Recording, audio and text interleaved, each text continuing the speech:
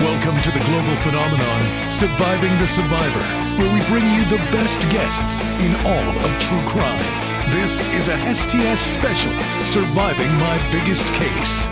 Here's your host, Emmy Award-winning journalist, Joel Waldman. What's up, STS Nation, and welcome to another episode of Surviving the Survivor. And today it is an STS special, Surviving My Biggest Case, where we turn to law enforcement officers, attorneys, journalists, and we ask them about the case that has impacted their careers the most. Today, none other than the inimitable Detective Fil Waters. He is, as I always say, America's most respected detective. He spent decades in the law enforcement world, becoming an expert at obtaining criminal confessions. Spent 23 years of those in the PD as a homicide detective for the Houston Police Department, investigating more than 400 homicide cases, including one that took the life of his good friend and fellow police officer. Detective Waters is also a Marine, the owner of Kindred Spirits Investigations, and the star of the show, The Interrogator. Phil, I'm excited to have you. Always excited to have you. Especially excited to have you for this show, Surviving My Biggest Case. As the audience knows, or maybe they don't, we don't talk about this at all prior. I have no idea what you're about to tell me. This is like sitting in a Starbucks, which I don't think you would ever do. No. You would never do that. I knew that. But regardless, it's like sitting in a coffee shop and just talking. So you've got some of the most experience of anyone that we've had on the show. I assume this is going to be a homicide case. What do you have? Correct. Well, it was it was picking one was the big issue here when you asked me to talk about the case. I guess that affected me the most, or was kind of up there in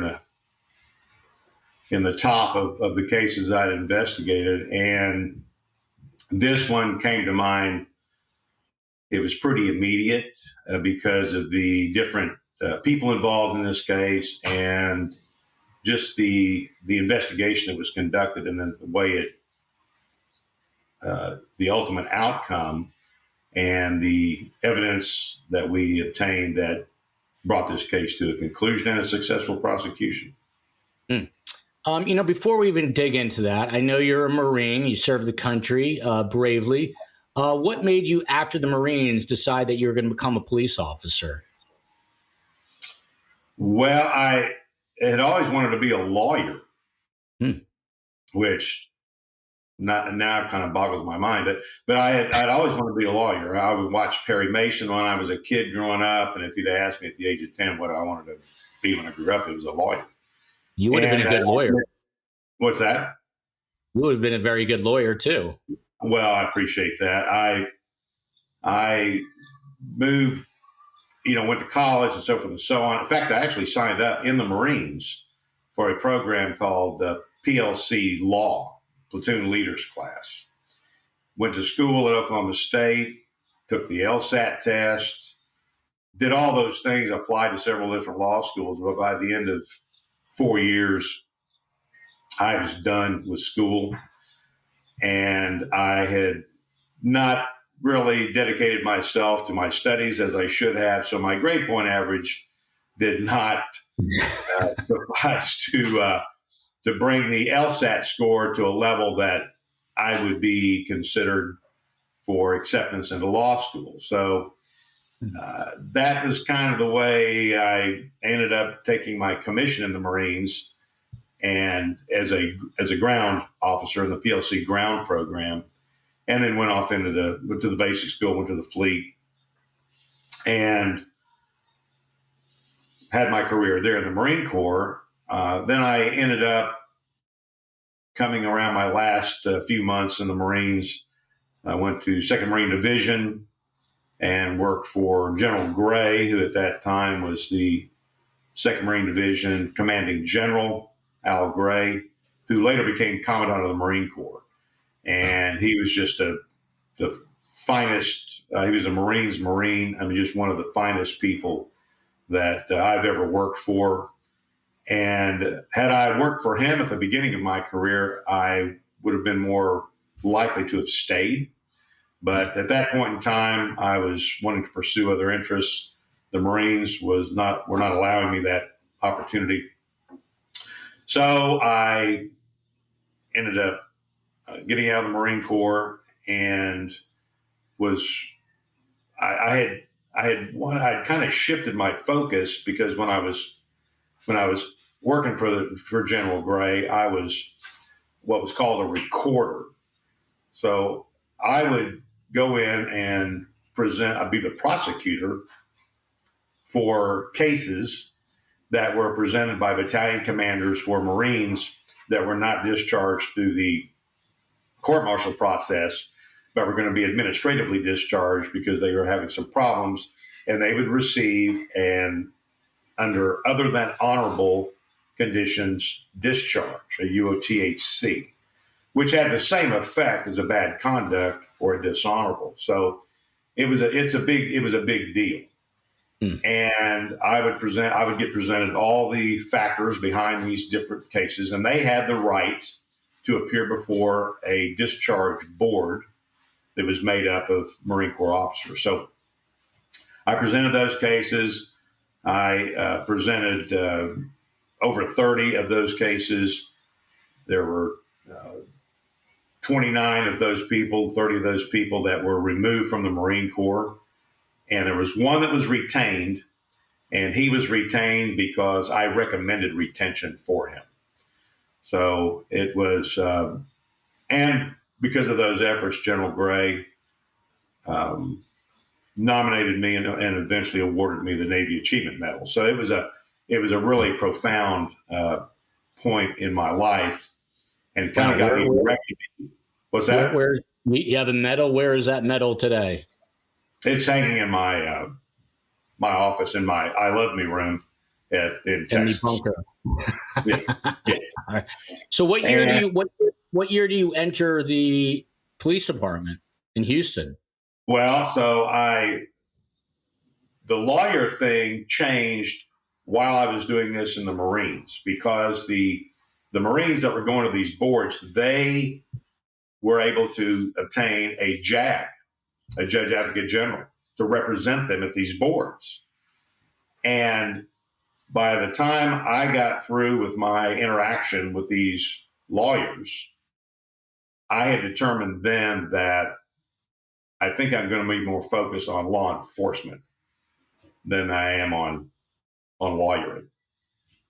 And that's what I did. So I got out of the Marines in 1982, went on ready reserve status, and got off of active duty. And immediately I had applied. Before I had left active duty, I had applied at Secret Service, I'd applied at the FBI, I had applied at NIS, Naval Investigative Service, and the Tulsa Police Department, where I was from. So I was going through all these processes and so forth and so on. And some things occurred. I ended up, and my wife was trying to find a job in Tulsa as a teacher, speech therapist, and these things just weren't happening. So the Lord led us to the place that I swear I would never live and work, Houston, Texas, which is where my wife. Why didn't you want to live there? High humidity or what? Trust me, I had no desire to go to Houston, Texas. So no. But my wife's family was there, so we ended up there. And but it's a much bigger police department than Tulsa, I assume. Well, it was, but Tulsa was my hometown, and that's where I kind of wanted to go back to. So it just didn't work out, and we ended up in Houston, because that's where Sandra's family was. And so we got down there, and I ended up applying with the Houston Police Department. Now, we're living with my in-laws, which you can imagine is kind of a challenge, but we're there, and and I don't have a job. My wife has gotten a job with a school district. So we got that going on. I apply at the Houston Police Department, and we're rocking and rolling. And we get to Houston, I guess, in about January of '83. And so I immediately put in for the Houston Police Department, and I'm starting to get word back from these other agencies, and I'm not getting hired. So this was a conundrum. Well, it came to the point where I'd applied with the Houston Police Department, and in that time there was a conflict about whether Houston was going to have an academy at all, or whether they're going to have one every week, every 6 weeks. So it was really messed up. But I went ahead and applied, and this trailed along, and now we're in about May, and I've got to have a job. I mean, I got to have a job. We're building a house. We're still living with our in-laws. I mean, it was kind of crazy time. I've got to do something. The pressure's on. And it is. And I'm working for a construction company hauling drywall up and down a building. And I'm like, this is what I'm not going to do. You know, that determined that. So anyway, I go to work for U.S. Home as a construction superintendent trainee, because the salesman on our home said, you know what, you ought to go apply. And I said, I don't know how to put a house together. You know, that guy said, well, they want your leadership skills that you obtained in the Marines. And so I said, well, okay. So I went down and applied, and they put me through a bigger process, and I took 12 psychological tests. I mean, it was a bigger process than getting on the police department. It was kind of amazing. And at the time, they were the biggest residential home builder in the country. So they were in 21 different states, but they were doing 40% of their building in Houston, Texas. So it was crazy time. And so I went down and applied, and I came back. As I'm driving back to the house, we were living in the Woodlands, which is north of Houston. And by the time I got from the interview back to the house, I walk in, and my wife says, you need to call this lady from U.S. Home. And I'm thinking, wow, they're telling me, thank you very much. We're moving on. Well, I call the woman up, and she says, we're happy to offer you a job as a construction superintendent trainee at U.S. Home. And at the time, the starting pay was $26,500, which was pretty good money in 1983. Yeah. Wow. And so I said, yeah, sign me up. I go to work for U.S. That's what news stations still pay their employees, news stations. So I wouldn't doubt that one bit. So I go to work for U.S. Home, and 3 weeks, this is a true story, 3 weeks after I go to work for U.S. Home, I get a call from the recruiter at the Houston Police Department, and he tells me that there is going to be an academy and that I have a spot in it, and that all they're waiting for is the date for me to report. Very nice. So I'm like, you got to be kidding me. So I tell them, I said, look, I really appreciate this. I said, but I've just gone to work for U.S. Home, and I'm making $8,000 more a year than a starting rookie at HPD. So, and he understood. He said, look, he says, if you change your mind, he said, come back, reapply. We will just pick up where we left off. And I said, that would be wonderful. So I go to work for U.S. Home. So a year later, I've still got this bug. I've still got this itch to be a cop. And a friend of mine who is a deputy constable at a large constable's office in Houston, who used to come by and check the website. And at the time I was dipping Copenhagen, we would share our Copenhagen and all that kind of stuff, and good stuff, good times. And I was telling him about this. And he says, what you need to do is you need to sign on with the Harris County Sheriff's Office in their reserve program. It's like a whole separate police department. And it's a very extensive, big reserve program. And I said, well, okay, I'll give that a shot. So I went through a reserve academy.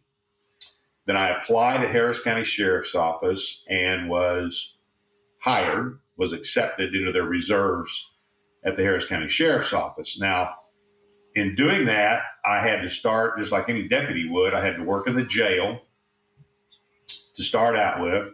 And then at some point in time, I was transferred to patrol. So now I'm patrolling and I'm going out 3 or 4. And of course, the Harris County Sheriff's Office takes care of the unincorporated areas of. But you're Harris doing County. this while you're still at U.S. Home? Correct.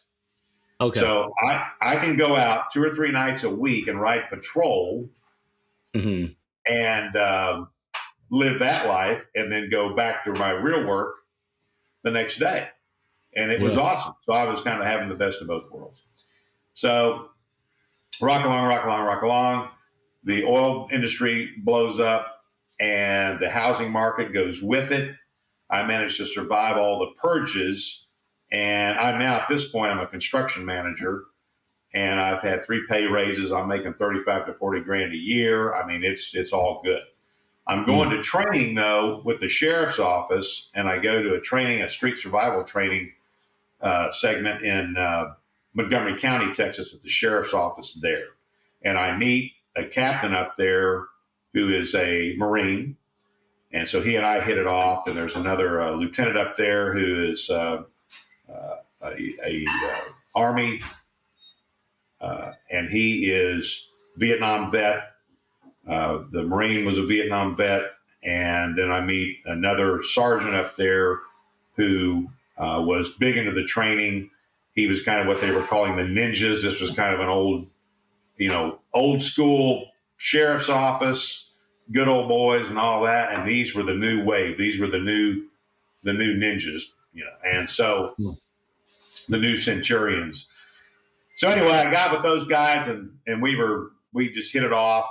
And so we rock along and I'm told that if I'm going to remain with U.S. Home, which I'm in their managerial program, so my next step is executive vice president. So I am told that if I'm going to remain at U.S. Home, I am going to have to be transferred either to Garden City, New Jersey, or Bakersfield, California. And I said, that will never happen. Not my home state. And about the same time, I get a phone call from the sergeant at the Montgomery County Sheriff's Office, north of Houston. And he tells me that they have just been approved for a sheriff's academy. And they're going to conduct their first academy class for a full-time peace officer license. Would I like to attend? It's at night. They've got one slot open, and it's mine if I want it.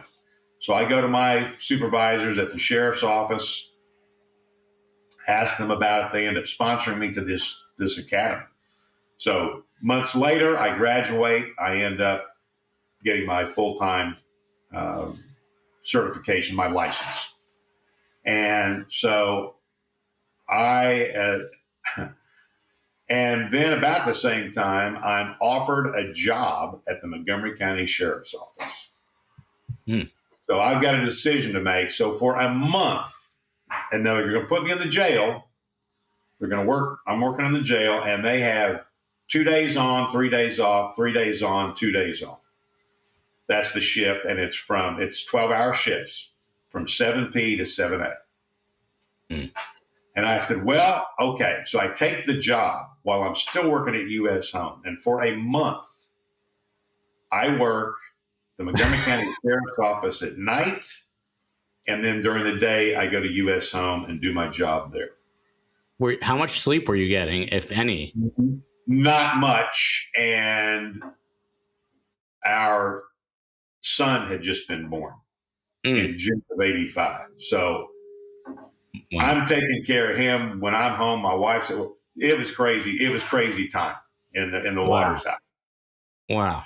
After about a month of that, I determined that I wanted to be a cop much more than I wanted to be an executive vice president at U.S. Home. So I took the Smart. job. And I went to my wife and I said, this is what I want to do. And I asked her, we were talking about it. And she only asked me one question. And the question was, can we pay the bills? And of course, I lied and said, yes, we can.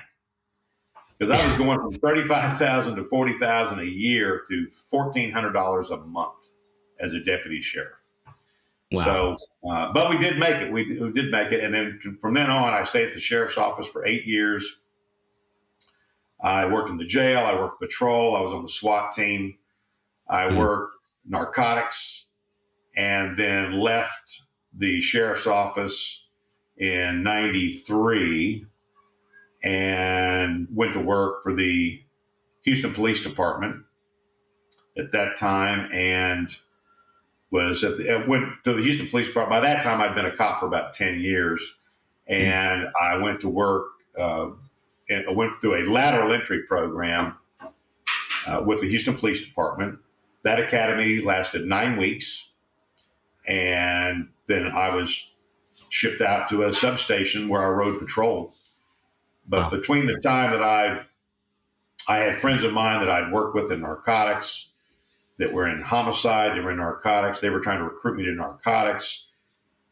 A couple of friends of mine were trying to recruit me to homicide, and an opportunity popped up. One of those friends said, you need to put in for this. At the time, I said, there's no way. I mean, I haven't been here that long, blah, blah, blah. He said, you need to put in for this. I said, okay. So I did. So between the time that I showed up at the Houston Police Department and went to homicide was about 17 months. Wow, which is super rare. It was. And then I spent the next 23 years in the homicide division. A friend of mine told me that if this gets in your blood, you'll never want to do anything else. And that proved to be a true statement. And I didn't want to promote. I wanted to retire as a homicide detective of the Houston Police Department. And the Lord willing, that was what ended up happening. So 33-year career, and the last 23 with the Houston Police Department as a homicide detective. And by the way, you sent me, which I haven't really even looked at, your undercover photos from narcotics, with your permission, I'm going to put on Insta at some point. But let's get to this big case. So you're working homicide, you get in there quickly. You're obviously one of the best at what you do. What is the case that stands out? I mean, I'm sure there's more than one, but the one that we're going to talk about today. Well, this case is the Immaculate car dealership homicide, triple homicide. And this was a case that stood out in my mind above the other cases because of the different people involved in it, the circumstances of the case itself, and then the ultimate ending, which was a successful prosecution. So it checked all the boxes. I mean, from just doing the job, from being dogged about getting and finding the right person who's done this wrong thing. It was about the relationships that I established with the families.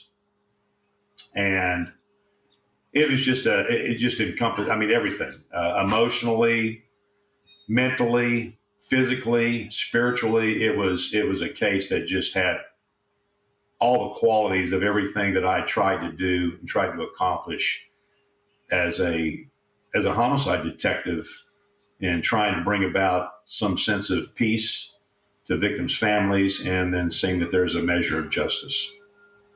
So what's the year? What's the call that you get? What is the call that you get? And take us through the first night of this case. This is January the 8th of 2015. And the event occurs in the middle of the day. It's that which was unusual in and of itself, given the gravity of the scene. So we get called to a shooting scene at a street, Little York, in Houston, Texas, in North Houston. and it's at a car dealership, Immaculate Car Dealers, and it is it's a used car dealership, but it's quite large. It's not just your kind of on the corner car dealership. It's a full shop. They've got a mechanic shop in the back and so forth and so on. So it's a full blown car dealership, and put together by the Contreras brothers, Tony Contreras and Jesse Contreras, and they've put this business together to give the opportunity to folks that could not, under normal circumstances, be able to afford a vehicle to get back and forth from work and so forth and so on. So these guys were doing, I think, what we could kind of define as a community service for the community that they were born into and raised in. And that was what they were doing, and they were very successful at it. And so they were in the office, and the office set up, and they had Tony's son, Casey, who was also working in the office as well. So they had a freestanding structure that had the offices and the conference rooms and bathrooms, so forth and so on. And when you walked into Immaculate and make a right-hand turn, that is the office. So there's a door there, a glass door. You walk through that, and then there's an office. You've got Casey sitting on one end by that door. Then you've got Jesse sitting in the middle, and you have Tony sitting at the other end. So we get this. That kind of sets the stage of where they are. But we get this scene that there's been a shooting, and when we get there, of course, the place is covered up with police. We've got the place secured. It's taped off, and we've already got media people that are showing up, and which gives us an indicator. We've just been given some very scant details, and at that point in time, we're told that we've got two bodies in the office, and we have one person that's been transported to the hospital. So that's the setting for which we're going to. Phil, when you get these calls, does the adrenaline kick in like immediately? What is the feeling when you get one of these? I mean, first of all, how do these calls come through? Because you're not patrolling around in a car. What do you have? Someone literally comes to you in the homicide office and says, "You guys got to head out." How does it work? That's correct. We were first up, is what we refer to it. We have a rotation. There's a board in the homicide division by the intake desk, and it has all the squads up there and who the designated teams are for that particular rotation. So we rotate those scenes. So we were first up for the next scene. The detective working the homicide intake desk, they received the call from the patrol officer who has gone to the scene, who's the primary at the scene, and says, "We got a homicide. You need to send a pair." So that's how we get it. We are sitting at our desks, and this detective rounds the corner and he says, "We've got a shooting, triple shooting at Immaculate Car Wash on Little York, and here it is." And we're given just some very scant details about what we're going to. Well, at that point in time, of course, everything kicks in. I mean, we're now headed to what we were designed and trained to do. And yes, I mean, there is that rush of anticipation. What are we going to see? We're already putting in our heads that we're going to walk into this thing objectively, open-minded. We want to let the scene talk to us. And we work in pairs, and we work a scene side and a witness side. So whoever's going to handle the witness side, obviously, is going to talk to the witnesses, if there are any. He's going to take care of the people part of this scene. Then we have the scene side, which is the physical scene, the gathering of the evidence, the forensic testing, that kind of thing.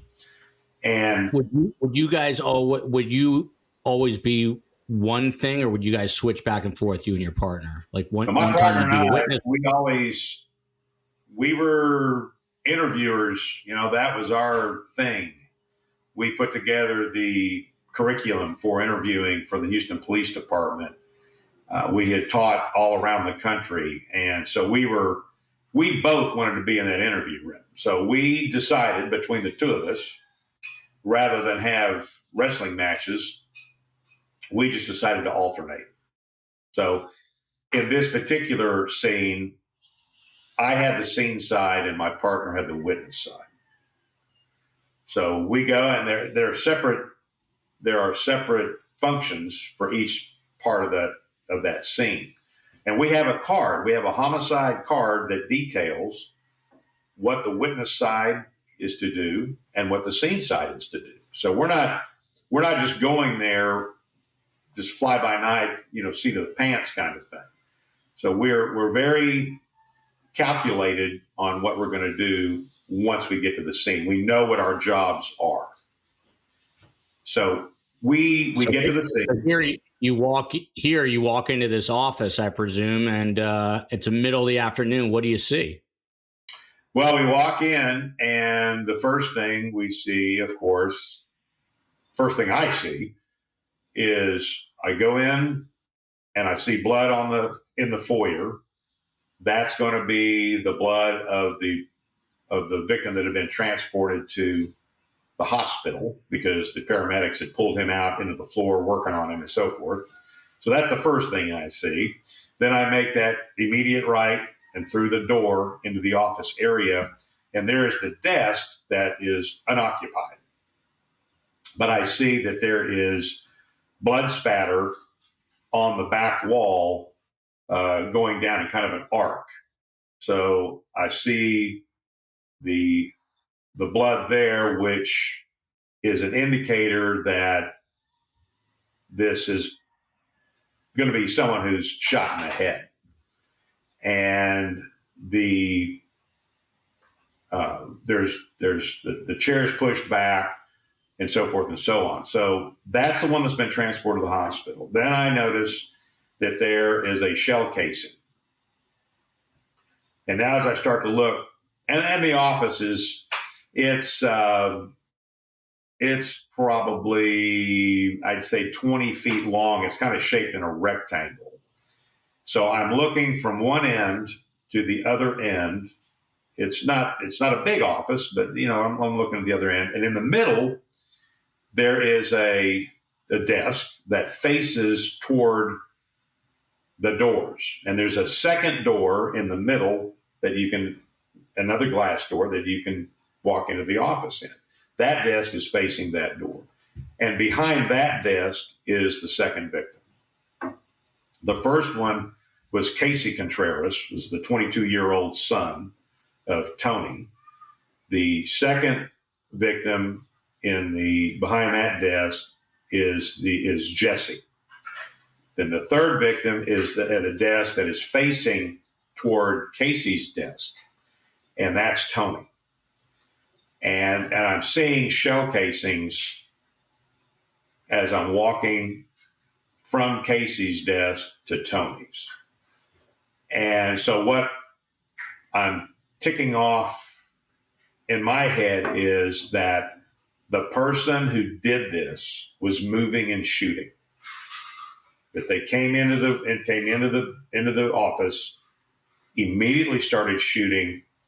And my estimation then at the time was that the likelihood was that these three people were shot in less than 2 seconds. And so it's so interesting, because you really are letting the room speak to you. You're not, the room is telling you, the scene is telling you this. Is this right? Correct. Very interesting. I'm not predisposed to a conclusion. I have to let the scene talk to me and lead me where I need to be.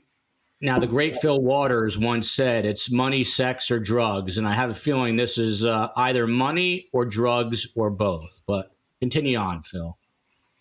Well, it ended up being money, but as I continued to tell this story, there was the possibility that there were drugs. And the other thing about that scene that was so prominent is that the smell of gasoline. So what does that tell me? That tells me that this person, whoever did it, person or persons, whoever did it, wanted to burn the place down. But for whatever Why reason, didn't they? well, I'll get to that. But they were not successful. But I can see. Let me stop you for one quick second. So you talk about it very matter of factly. Now, if Joel Waldman walked into a scene and I see 3 people basically blown away, that would impact me greatly. When you see someone who was alive 30 minutes earlier and is now riddled with bullets, I mean, what do those images do to you? Do you just have to completely compartmentalize? I mean, what's it like for you to see these bodies so often in these types of conditions? Well, I've told you before. I mean, look, I'm where I'm supposed to be, where the Lord put me. I'm grounded in my faith, and He's blessed me with the ability to be able to absorb this kind of stuff for the purpose of seeking justice and giving a measure of peace to the victim's family. So I know what the end game is. I know what the goal is. So I immediately have to snap up and step up into looking at the scene and reading it to determine the direction I need to go to find the right person who's done the wrong thing.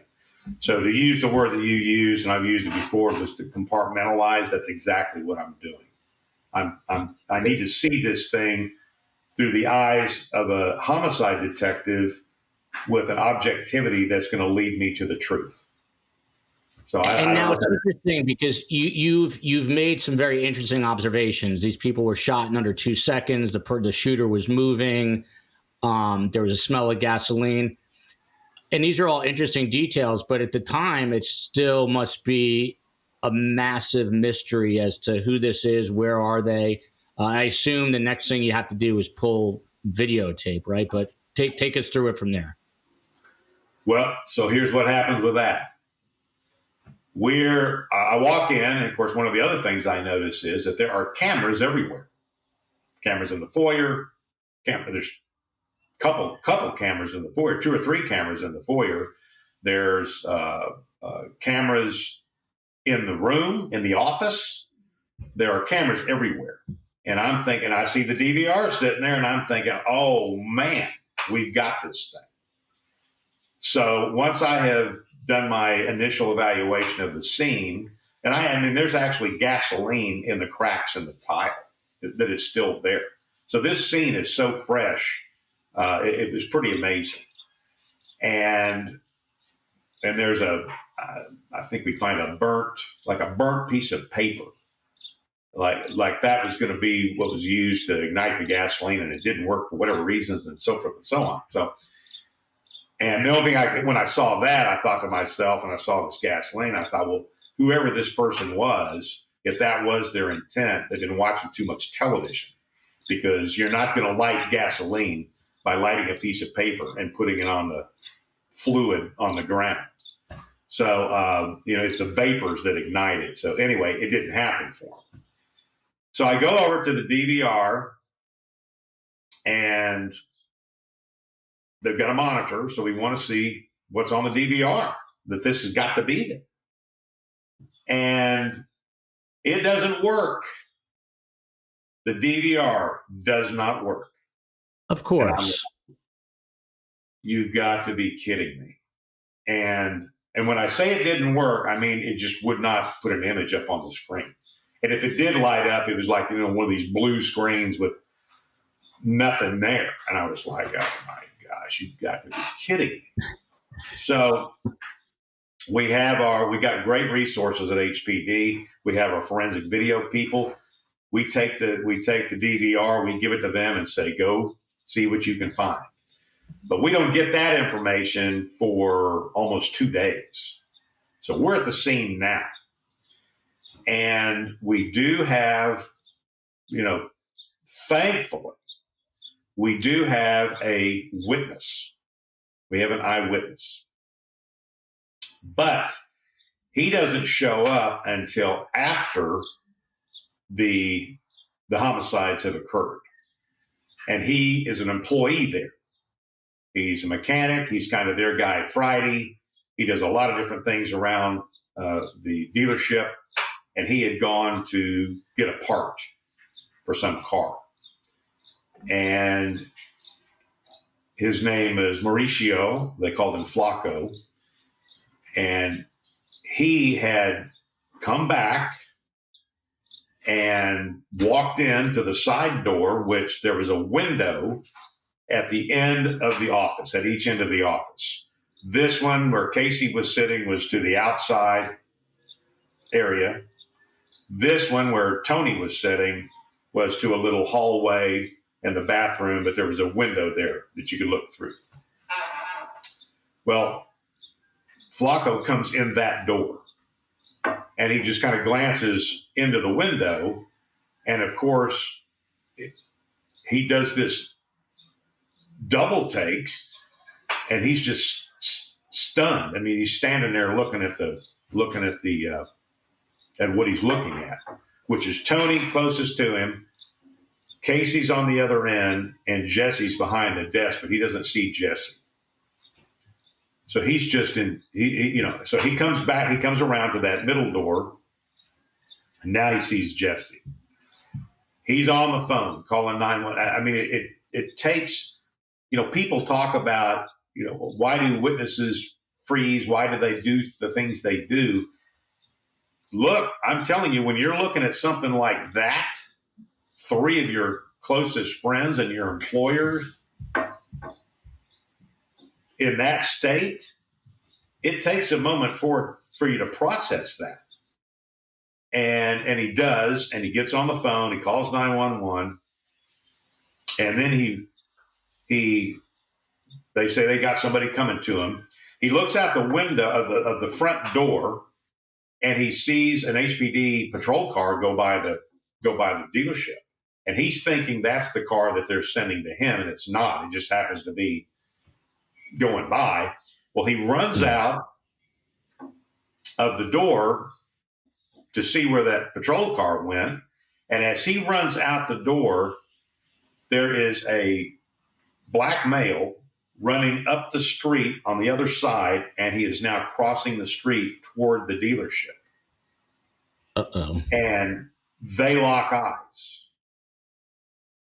And Flacco tells us later that when he looked at that guy, he suddenly got this sense of fear. And he ran back into the dealership.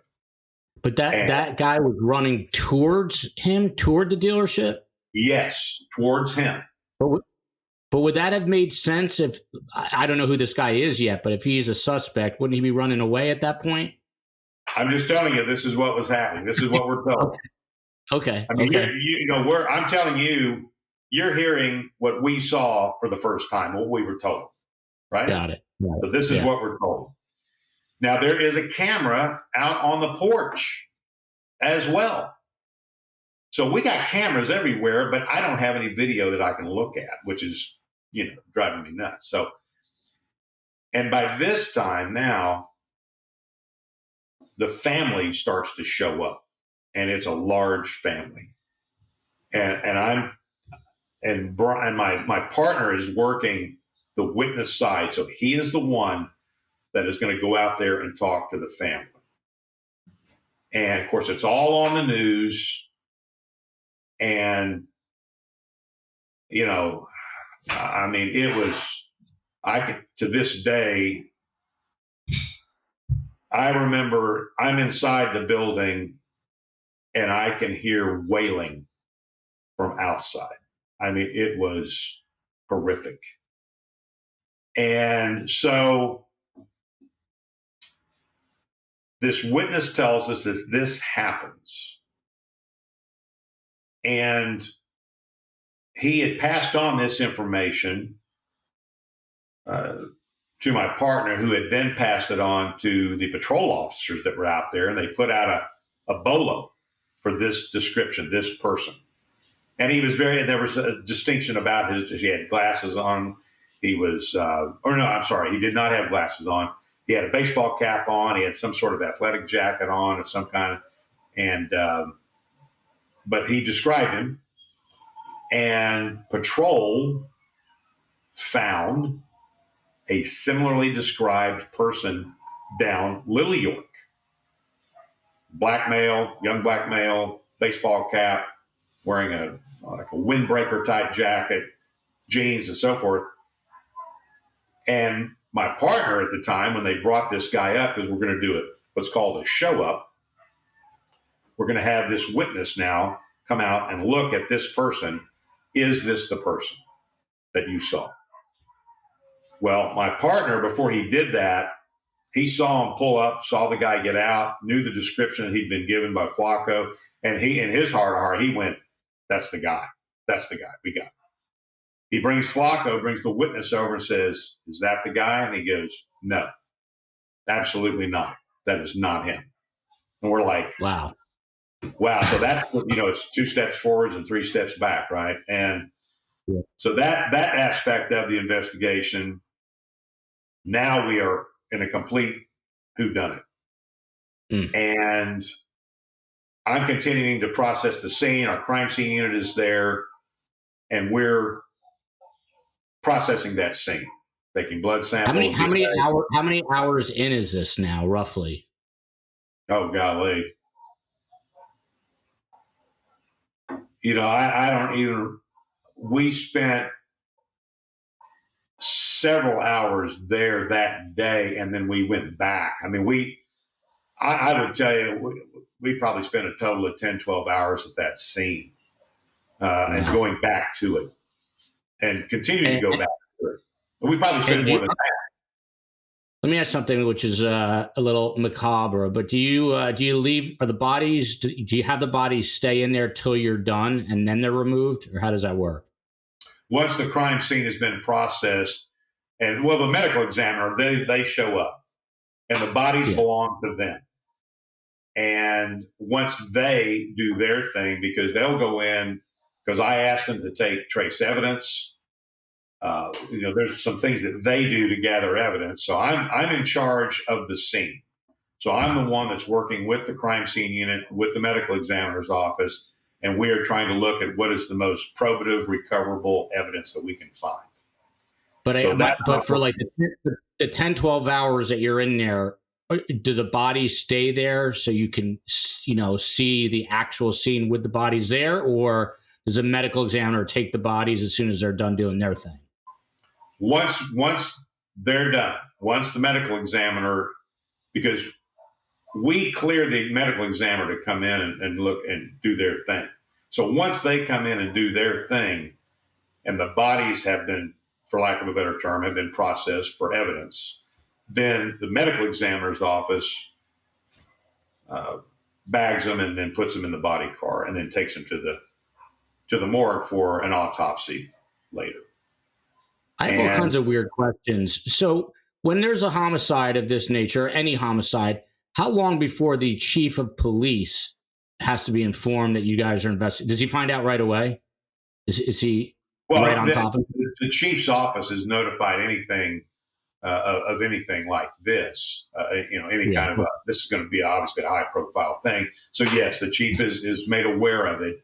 In those days, though, we did our own press conferences at the scene. So whoever had the witness side would do the sound bites at the scene.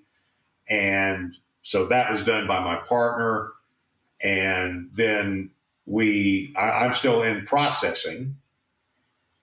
And there's a lot to do here. There's a lot to process here. So we've Like, does the chief, does he ever call you and say, hey, how's it going? Or he just lets you do your thing? not on this particular scene. That call was not made. Okay. There have been scenes where I have spoken to an assistant chief.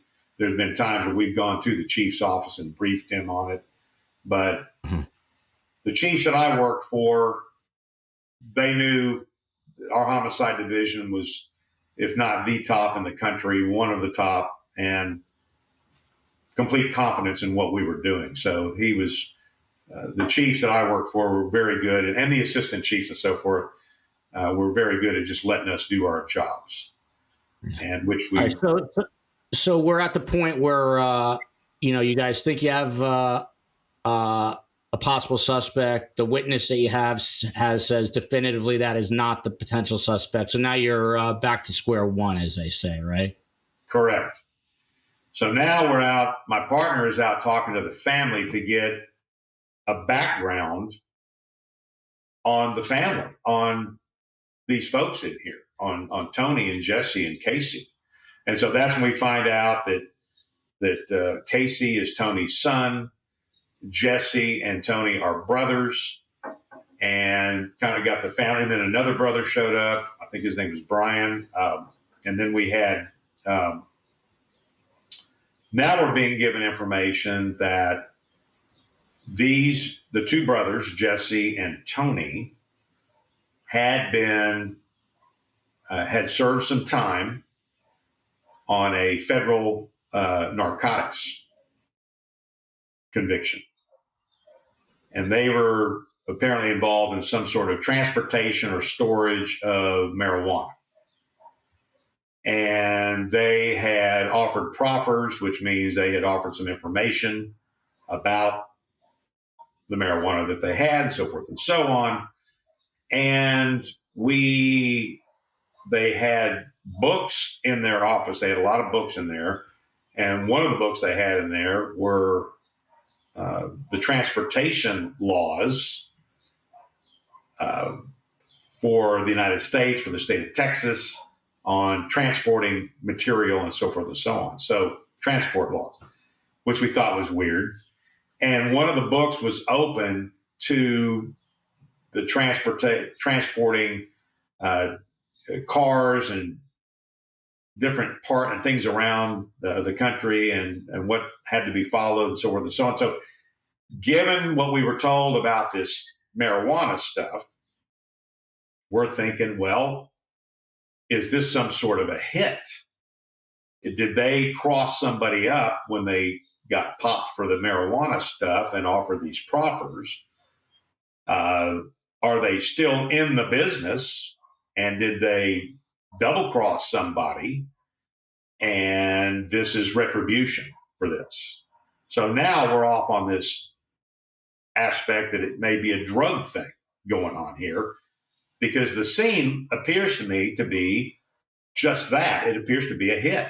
Whoever walked in there was focused on what they were going to do. They were on a mission, and they did it. They fired 6 shots. I think there was only one, if I recall, that missed the target. And it went through a paper holder that was, I think, deflected it. But all the other 5 were direct hits.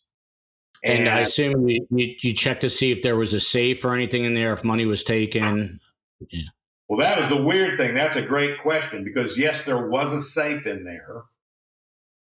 There was nothing. It wasn't open, but their wallets were gone.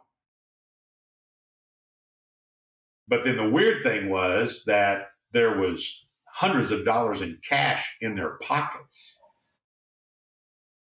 So we're thinking whoever did the hit took the wallets to verify, yeah, these are the dead guys, watch the media.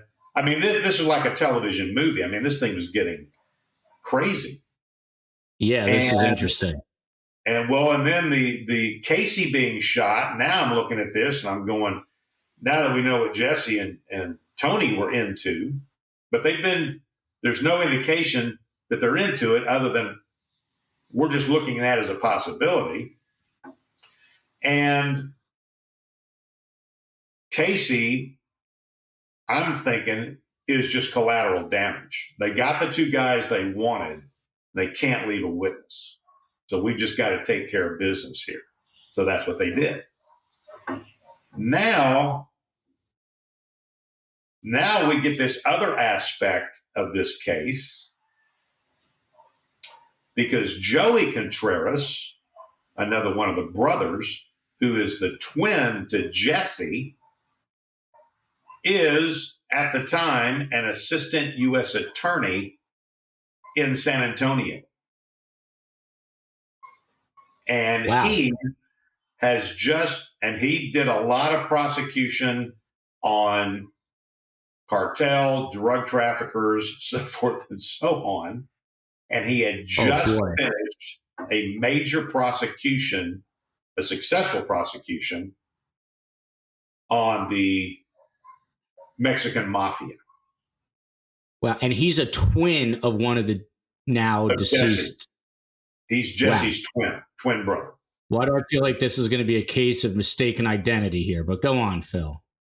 Well, so now what we're thinking is this is a hit on Joey's family because of what he's been doing in the prosecution of the Mexican mafia and all these other drug traffickers. So now we got that aspect in it. And what happens next is now we've got a federal nexus, a possible federal nexus with this thing, if that's part of this. So you name your federal acronym: FBI, HIDA, DEA, Homeland Security. I mean, we got them all. U.S. Attorney's Office, DOJ. We've got them all coming out of the woodwork now because we've made a phone call to our contact FBI agent, who's a great guy. He's a great agent, and he was a Marine, so he was an officer of Marines as I was. So we were, kindred spirits in that respect, and just a very solid investigator.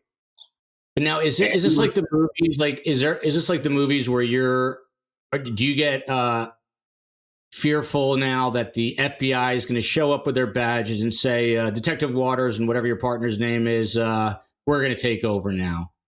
Thank you for your help. Is it like the movies that way? Were you afraid that the feds were going to come in?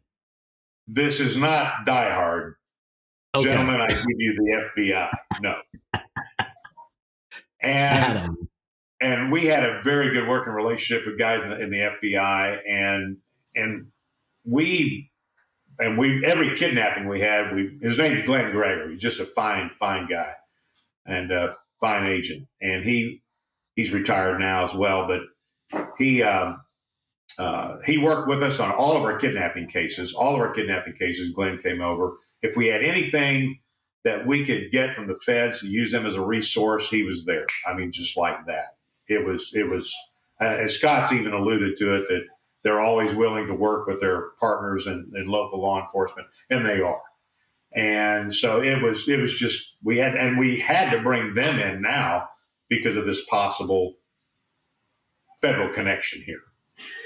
So Joey immediately gets agents sent to his home in San Antonio for security purposes, because we don't know what we've got here. Now we've got DEA HIDA on HIDA, high intensity drug trafficking area, and Houston, Texas is one of those. And we have HPD narcotics people assigned to HIDA. So they're out now with their dogs. So now we want to sweep this entire dealership, and it's huge, it's big, for any sign that there is any kind of narcotics in this area, specific to marijuana. The dogs come out, we run the dogs, nothing. The only thing the dogs hit on, we've opened up the safe now, and we've seen some titles, and there's some cash in there. And the only thing the dogs hit on are the cash, which, you know, the way money flows around, I mean, there's no telling what dope dealer handled that. How do you get in a safe? Does a guy from the FBI come and knows how to pick a safe? How do you get in? No. We've got Flacco, who's there, who's an employee. Oh, okay. Okay. So we know how to get into the safe. So got it. Okay. We get into that and we're there. So, and this is all going on. I mean, this is all going on all at once. We take the witness, since we've busted out this show up. This is no good. This is not our guy. We have him transported to the robbery division, where our sketch artist, Lois Gibson, who is world famous, Google her. She's quite a character, but I tell you what, she's amazing. Shout out to Lois Gibson. Yes, indeed. And you got to get her on. I want to get her on the show, Phil. You're gonna have to get me on her. I'll get a hold of her. All right. Yeah, she's awesome. Okay. And she would be perfect for this show. But we send Flacco down to her, and she puts together a sketch, a composite of this person that he saw running across the street toward him, who he locked eyes with and said he would never forget. So she puts together the sketch, the composite, baseball cap. I mean, she puts everything on there. It was awesome. So now we've got an idea of what this person may look like. And we're thinking to ourselves, a black male. I mean, is it possible that, that if this is a hit, if this is a cartel thing, so instead of sending someone up from their area, that maybe they've hired some associate up here that's a gang member, to come in here and do this thing and take care of business for them, and so forth and so on. And so there are so many components that we're trying to put together, theories. We're trying to figure out, put these pieces of this puzzle in the right place. And we're having a hard time. I've talked about it's a big puzzle, big jigsaw puzzle. What's the first thing you got to do is turn over all the pieces. We're having a hard time turning over all the pieces, let alone starting to build the frame. So it is really a challenge from the very beginning. So and how many days in are you? How many days in are you right now? The first day. Oh my God! You find out all this information. Okay. This is the first day. This is the first day. So we're rocking and rolling. So the bodies are, we got the bodies out. Now we're going through.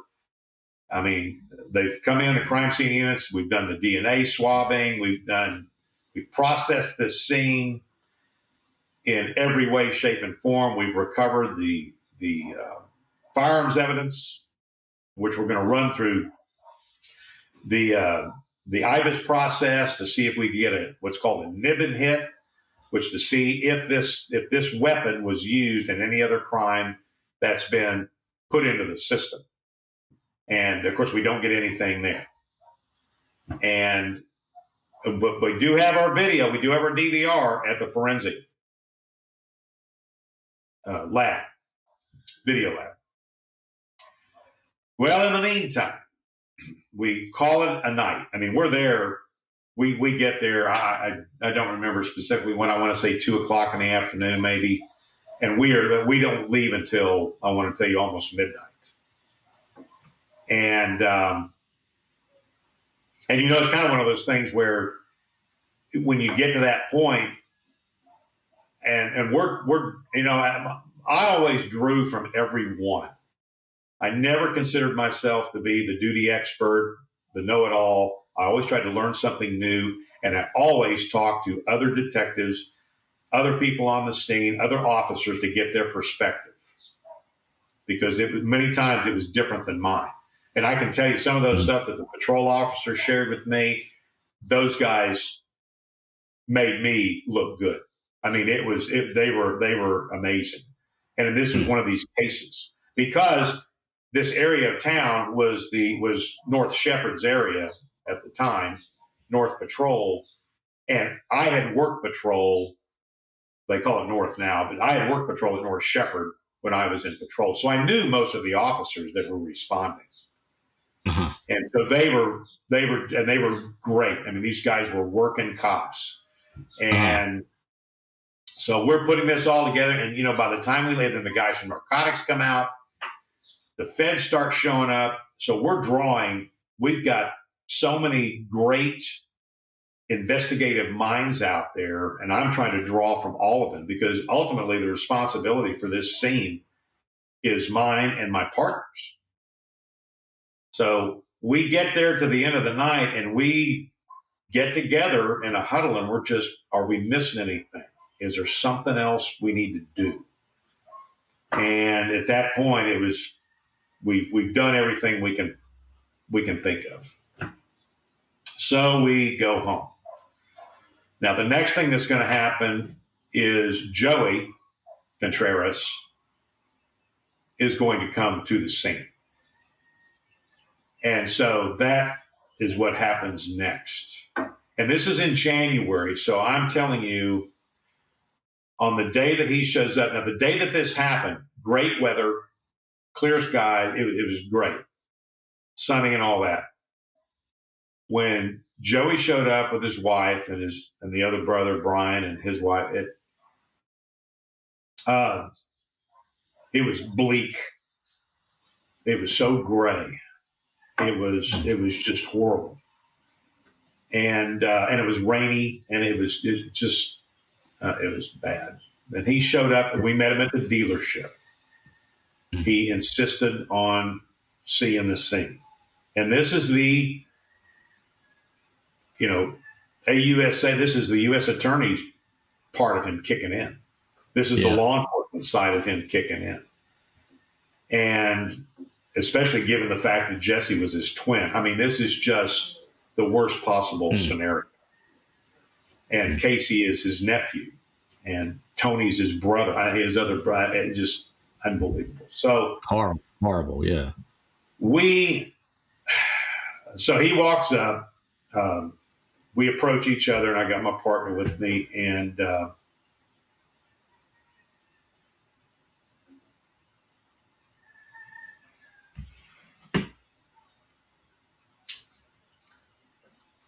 he held out his hand to shake mine. And all I could think to do was just hug him.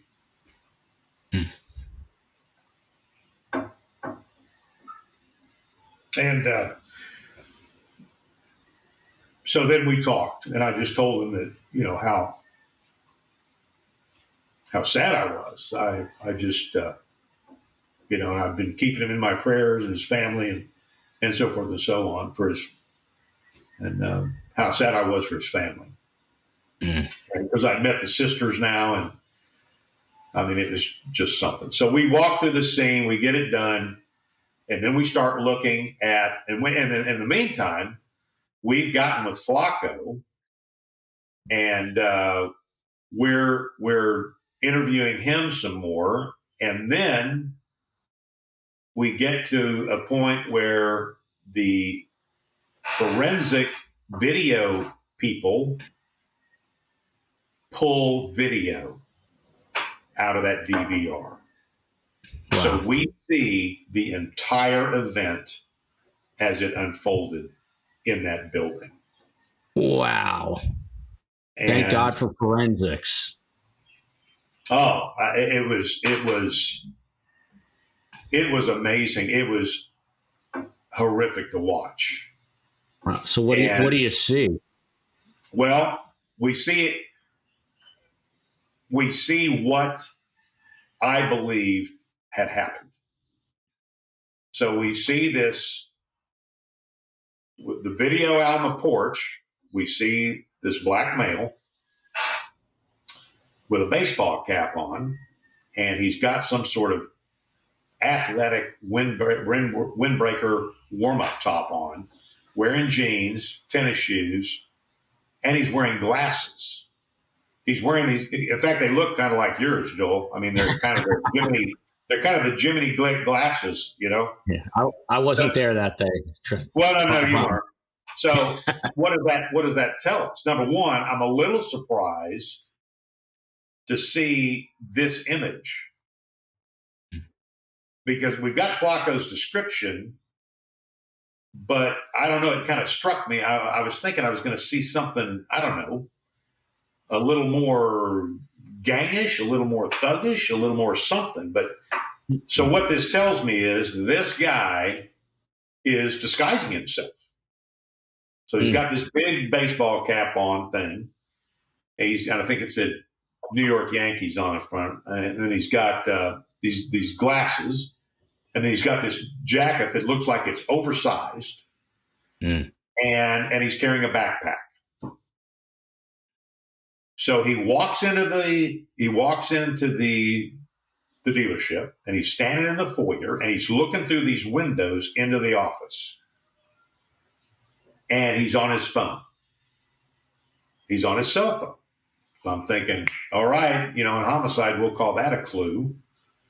So now what's going through my head is we're going to have to see if we can figure out what cell phone tower that's popping off of. Then we're going to get the feds involved again, and we're going to do a tower dump if we can get that tower identified. Hold on one sec. So you figure out which tower, but then, I mean, how many? There's got to be a quadrillion people calling off of that tower in just an hour, even. So you have to go through. So you find the specific time of day where he's on that phone. That's what we're going to hope for. That's what I'm thinking when I'm watching this video. Okay. Because I'm trying to get a direction on investigative direction by watching this video. So when I see him on the phone, that's the first thing I think of. We got to see if we can. And how's the resolution on the video? Do you have a good picture of his face? Do you have a good picture of his face? Is it good resolution? It is good enough that it resembles the composite from Lois Gibson. That Flacco provided. So yeah, it is. But and then he's on the phone. He's got this backpack. He sets the backpack on a little bench. He gets off the phone. He looks in the window. He sees Casey's over here at this end. Jesse's at the desk in the middle. Tony's at the other end. Jesse even gets up and walks to the bulletin board at the other end by Casey's desk and comes back and sits down while this guy's in the foyer talking on the phone. So they're not going to go out and approach him. They just figure he'll come in the office when he's through talking on the phone. He puts the phone in the bag and he's looking in the window from the foyer area, and then he pulls a pistol and immediately goes into action. He goes through that door.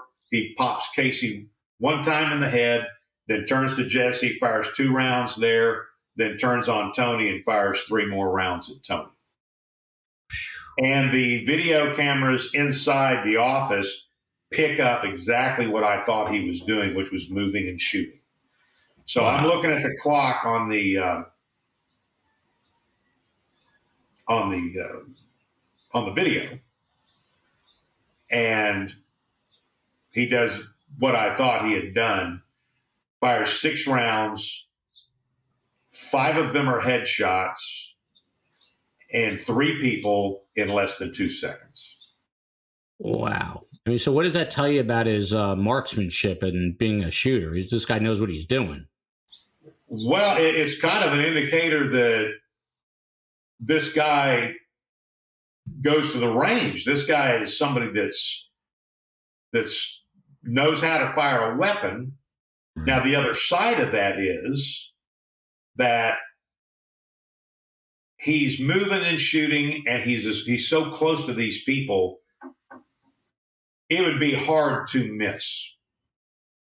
I mean, it would really be hard to miss, because when he shoots Casey, I mean, he's probably, I don't recall if there was stippling on Casey, but I will tell you that, I mean, he's 2 feet when he shoots Jesse, and he's moving. So he's right up on these folks. And of course, when he fires that first shot, Jesse and Tony, they're frozen. They don't even know and it looks like Jesse was starting to get up. And then he pops him twice. So he's moving quickly, and he's close enough that even an amateur, the probability that they could make that shot, those shots is pretty good. But the way he's moving, I'm just thinking this is somebody that's probably got some firearms training of some kind. How many times do you watch this video? I'm curious. Oh, I couldn't tell you how many times I watched it. You just go back, watch it again, go back, watch. You just keep watching it. Again. So to see if there's anything we're missing about what he's doing. So the camera in the middle of the office picks up him moving across in front of Jesse's desk. And as he's moving across in front of Jesse's desk, I don't remember, he slipped. He kind of slipped, and he catches himself on one of the chairs. And DNA.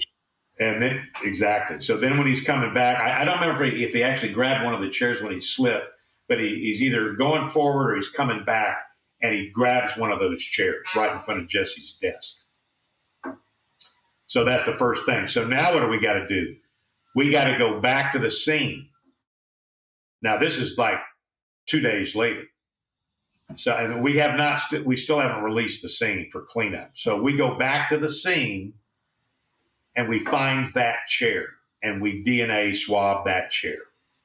And then I think there were some other things that we noticed that he did. And then, there was a part of the floor where his hand hit the floor. So we're swabbing that as best we can, knowing that there have been people walking around on it. But, I'd rather take it and not need it than not take it and need to have it, one of those things. So, yeah. So we're watching.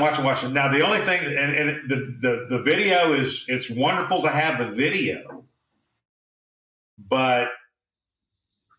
and then we see him exit. Well, then he finishes that. Then he goes he comes back out to the backpack, puts the gun in it, and pulls out a can of gasoline, a gasoline container.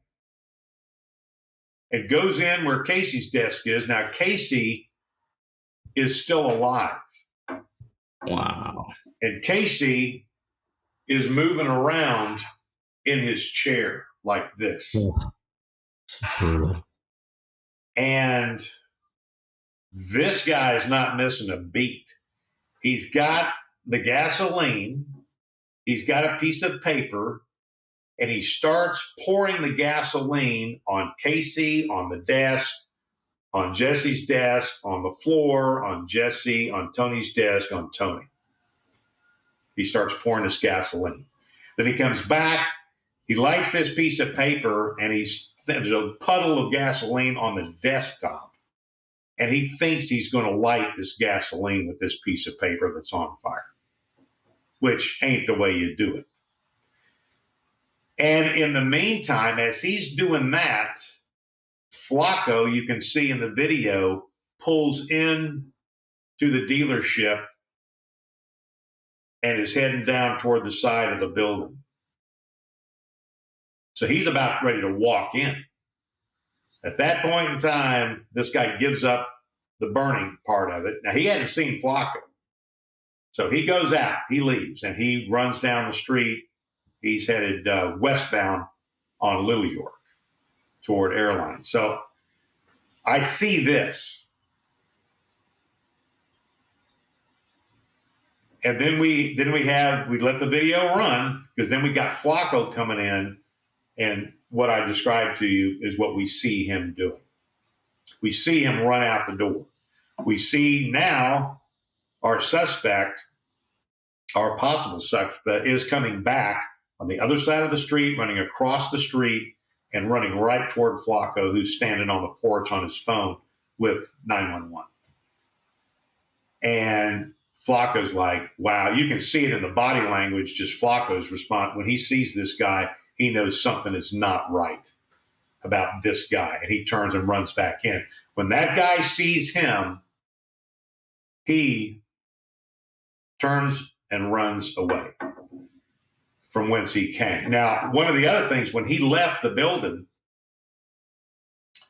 he was wearing black trousers. When he left the building, he pulled some shoes out of this bag to get to the gas can. Well, these shoes looked like they were just black, like loafers or tie shoes and then he had the black pants on, and it looked like he had a uniform kind of thing, like a waiter or a valet or something. So he's going out. Well, he drops one of those shoes out on the driveway. He picks it up and heads out. And now when he's coming back, so the other thing I noted was that when he's coming back, when Flacco sees him, he no longer has the glasses. So he's gotten rid of the glasses because Flacco gives us the composite with no glasses. So now Lois goes back and redraws the composite and puts glasses on it. So now we've got the guy in the building as he looked at the time. Now, the only bad part about this whole thing is that the video doesn't tell us who he is. So that's the conundrum now, is getting this guy identified. So what happens with the fingerprints, the DNA swabbing? Well, that stuff all has to be sent out to labs. I mean, we're talking about that processing got to take place. So this doesn't happen on television, So it's how long does it take to get fingerprints back like that? How long do you have to wait? Well, fingerprints are pretty quick, but we didn't get anything back fingerprint wise, and DNA stuff can take. When I left, it could take up to 6 to 8 months. Oh my God! Now we could put a priority on it, which we did, and we can get that stuff back much quicker. But the long and short of it was none of the DNA helped us out at all. So where do you go from here? Well, so now when I see what we see on the video, now I go and I go down that street, Liliort, in the direction that he ran. And there are strip centers, there's a grocery store, there's a big grocery store down there, all sorts of businesses.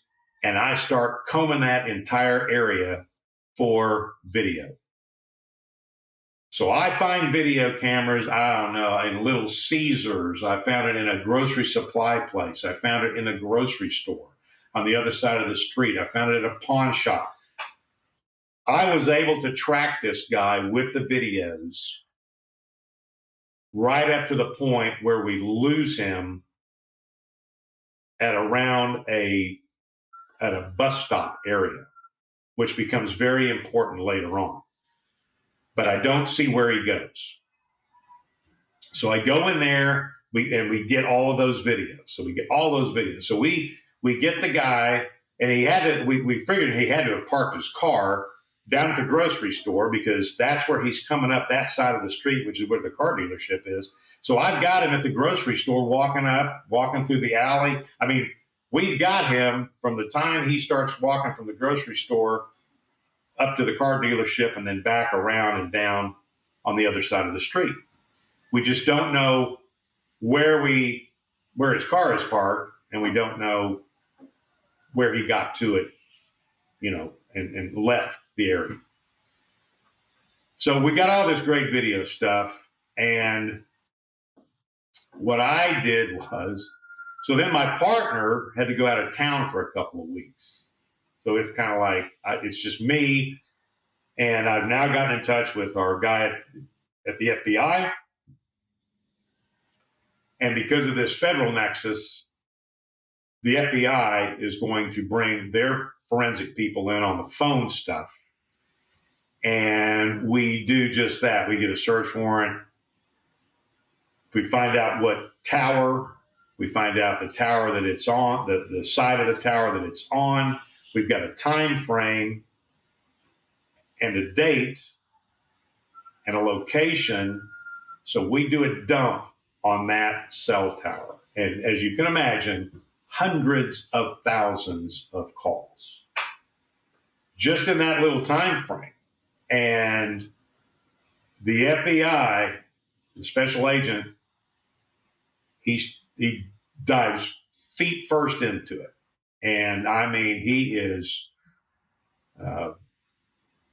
was awesome. I mean, he was going, but this is going to take time. It's going to take time. That's a needle in a haystack. I mean, how do you even know, but what are you looking for there? You're looking for a number that you can trace to someone? But how do you know which number? Like, well, because we're going to narrow it down. We know the time frame in which that call's made. We know that he made it from this point in time to that point in time. So we've got like I forget how long he was on the phone, maybe 10 minutes or so, whatever. But so we know. But this is the FBI guy's job, is to narrow that down and get us down to a number. And at this point, so we've done all this work. I've even gone to gas stations down the road in the area to see if I can catch that guy putting gasoline in that container that he had at the scene. So I've gone and looking at video.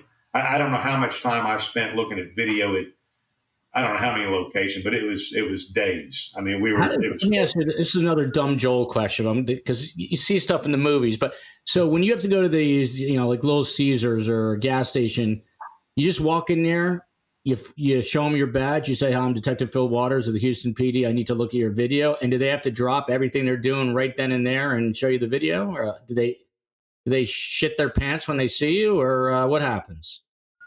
Well, they all did. Because they're all aware of the triple. And by the way, so the next day, Casey passes. So the next day, now it's turned into a triple homicide. Jesus. And Casey donated his his organs. I mean, it was very poignant, that part of it. But so they're all aware, and they're more than happy to help. Mm-hmm. So I just walked in. I'm got my homicide outfit on, my badge, my pistol, and what's your thing? How you doing? I'm Fil Waters. I'm a homicide detective. I'm here to help. So here we go. And got a lot of video, and then we turned that over. We had those enhanced as best we could. But again, we don't know who this person is. So all this is going on now, and now we're rocking and rolling. Now this happened January the 8th. Now we're into the end of the month, and I'm giving Joey updates about what we're finding, what we're not finding, where we're going for it. And then I would tell you, we're still waiting on the FBI stuff to come back. And Joey's got to be terrified because he still thinks this could be, and I don't know what it is, but it could be a Mexican hit, like a cartel hit. So, at this point, the other thing that we do is, given what we're seeing as a possible suspect, now our question is, did the brothers have a falling out with someone they sold a car to? So that's where, because we wanted to explore every possibility. So that's the next step. So I get Flacco in there and we start pulling out. I said, think about any interaction that you are aware of that they may have had, the brothers may have had with somebody who bought a car, they repossessed a car from them, whatever. And not only did Flacco come up with some people, but Anthony, Tony's son, came up with some people. The sisters came up. So there we had, I want to tell you, 4 or 5 possible suspects who had problems with the dealership and had made either direct threats or implied threats to the brothers. So that gets us off on another trail. So now what do we have to do? We got to do the background on those people. We got to find out where those cars went, find out who's got them now, find out what the circumstances were. They put trackers on their cars, so we were able to locate many of those cars. And through that process, which took weeks, we ended up eliminating all of those people as possible suspects. So now again, we're back to ground zero. So what we have done is the cartel drug connection thing, we don't find any evidence that that's a possibility here. We don't find any evidence that that's where that is why this happened. So that's how frustrating. So eliminating people is good, but how frustrating is it for you this far in, 4 or 5 weeks, and now you're basically right back to almost square one? Well, eliminating eliminating a suspect is as important as finding the right one. So we don't want to be distracted. If we can eliminate someone, we've got to get them, pull them off the board where we're done. And get us down to where we need to be. So this is all, again, it's trying to find the right person who's done this wrong thing. And so where do you go from here? So now you eliminate. We've done all this work, and we are at this point now where we are into February now, and we're still waiting on FBI. Cell tower stuff. We've hit the wall. We are at a complete dead end. We're not getting any firearm stuff back. The DNA stuff doesn't do us any good. There's nothing. There's no active lead. We've done everything we can possibly do. We're waiting on the cell phone stuff. So. And I hate, I'm calling Joey and I'm telling him, I'm talking to him at this point on a weekly basis. And I'm talking to Anthony, and Anthony's helping us out with getting potential suspects through the car dealership. So we've got the whole family. I mean, everybody is vested in this investigation. And like I said, I don't solve these things on my own. This was an amazing how all these folks from every aspect of this investigation pulled together to get us focused on who this. And at the time, I referred to people like this as evildoers. I referred to him as an evildoer at the time. Didn't even know who he was, referring to him as an evildoer. So I tell Joey we've hit the wall. The best I can tell him is we're waiting for the cell phone done. And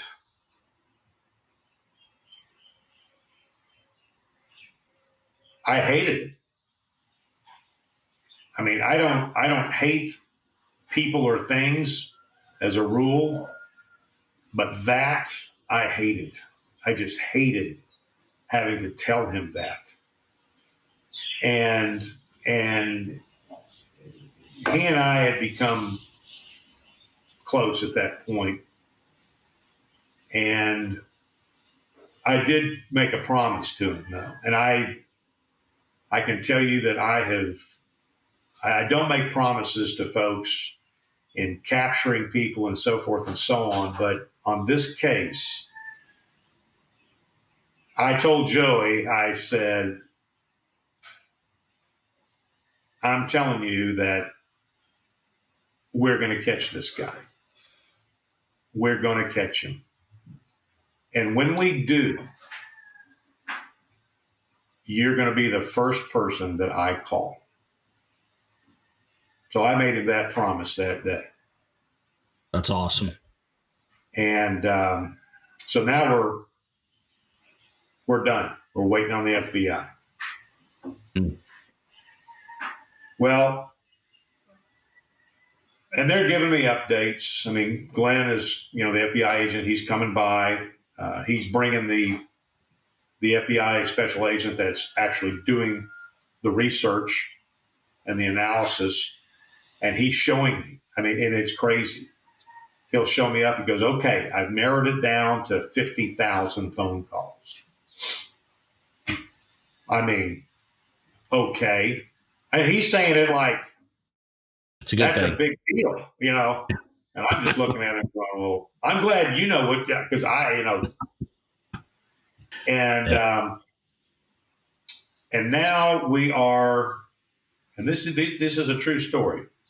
Now we are into May of 2015. Starts in January. We're in May. Okay. So we are 5 months into this investigation. Got a lot of great stuff. We're no closer to identifying anybody than we were the day that it happened. Wow. So on a Friday, Glenn Gregory and the special agent with the phone stuff are in my office. It's at the end of the day. We work from 7 to 3. They were over. They came over like, around 2 o'clock, and they're giving me the update. Well, now, if I recall right, he's telling me I'm down to 10,000 calls. And I'm like, okay, that still sounds like a lot, but we've gone from 100,000 to 10,000. I guess that's progress, right? You're eliminating it, yeah. And so we have that discussion. We're talking about it. And I made the comment, and I had made the comment to Glenn that, you know what, I'm just praying for some divine intervention here. We need something. And we finish our conversation, and they leave. It's a true story, I swear. 15 minutes after they leave, I get a phone call from our intake desk. And they tell me that there is a young woman on the phone who wants to talk to me about the triple homicide at Immaculate Auto Sales. Interesting and ironic that it's Immaculate Auto Sales. You wanted divine intervention, and now you get this call. This is like straight out of a movie. You cannot make this stuff up. It's a true story, man. The Immaculate call. And so I get on the phone with this young lady, and she just tells me that her boyfriend, her baby's daddy, had admitted and confessed to her in February that he was the one who murdered these three people at Immaculate Auto Sales. And she sounds totally genuine, sincere. I mean, Oh yeah. I mean, you could have touched me on the forehead and I would have fallen right out of my seat. It was, I felt like I was levitating all of a sudden. It was, it was amazing, an amazing phone call. And so what do? Do you ask her to come down? Do you go straight to her? Oh yeah. So this is somebody I need to interview. I need to get the details.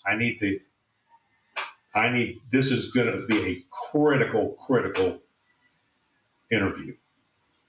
Okay. So she agrees to come down the next day, which was a Saturday, and let me interview her, take a statement from her. And so her grandmother brings her down, which is who she's staying with. And she we get in the interview room and we just talk.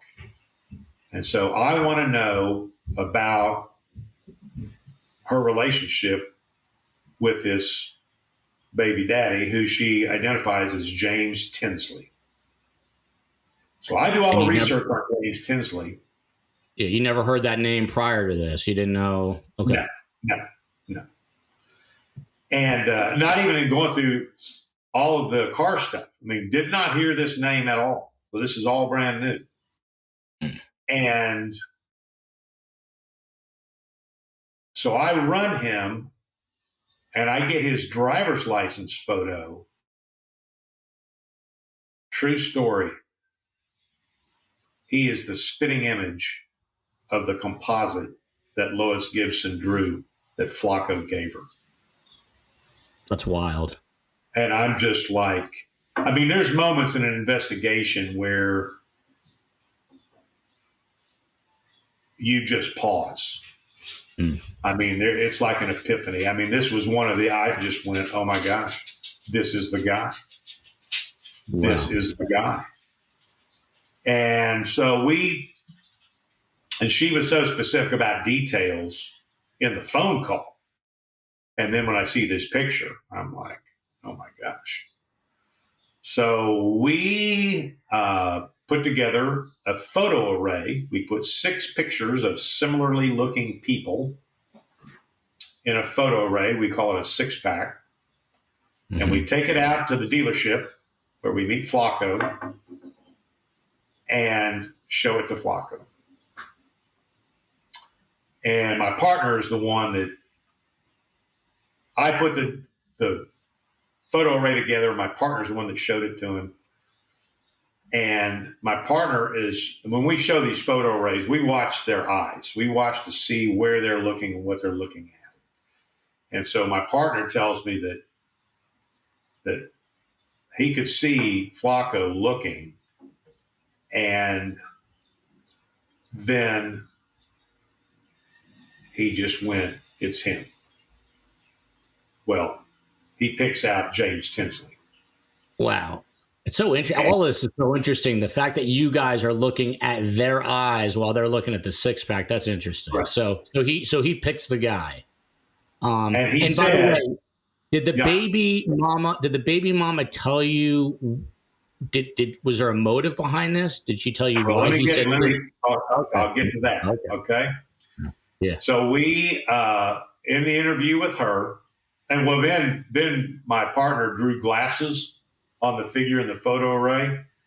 And of course, he hadn't seen him with glasses on, but that gave us a sense of what the composite looked like after Lois put the glasses on it. So he said, yeah, he goes, this is him 100%. I would never forget his eyes. Because the minute he looked at his eyes when he was running across the street, he said he got scared. He said there was something about that guy that he knew he needed to go back inside because he's scared. So there you go. Got that. Now then, my interview, I said, well, explain to me your history with James. Well, so they were boyfriend, girlfriend in high school. They worked at the same places, some fast food restaurants, so forth and so on. They end up having a baby together, having a child together, and they move in together. And they purchase a car together. Well, guess where they purchased that car from? Immaculate Auto Sales. Wow.